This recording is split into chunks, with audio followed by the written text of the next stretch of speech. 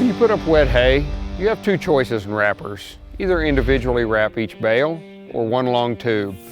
Today we're going to talk with Tim Schnakenberg, Regional Agronomy Specialist for University of Missouri.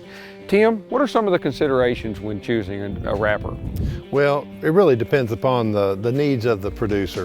And you've got two very good options there. The individual wrapper is going to be kind of preferred by people who are selling hay. You are going to have a little more expense involved with the plastic. Almost twice as much plastic can be used in an individual wrapper than an inline. But you're going to also have more labor costs. So there's pluses and minuses. You just have to evaluate that on your own farm. The inline wrapper is probably the preference by many of the producers I work with because they're not selling hay. It's maintained well on the edge of the field. They can get it out there and feed it whenever they need to. And you have less plastic that you're using, at least 40% less plastic. And so there's less expense as far as variable expenses are concerned.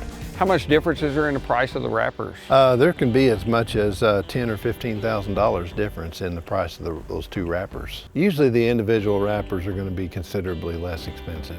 How about the production? Is there a difference in the amount of bales they'll wrap? Yes, the cycle time is sometimes a big deal when it comes to what type of wrapper you use. I mean, an inline wrapper, generally you can wrap one bale in about 24 seconds, whereas it's going to take you more like 60 seconds to wrap an individual wrap bale. Looks like two pretty good choices for producers out there. Thanks, Tim.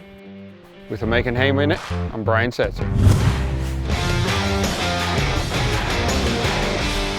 Hope you enjoyed this episode of Makin Hay Minute. Please check out some of these other videos or find us at makinhay.com.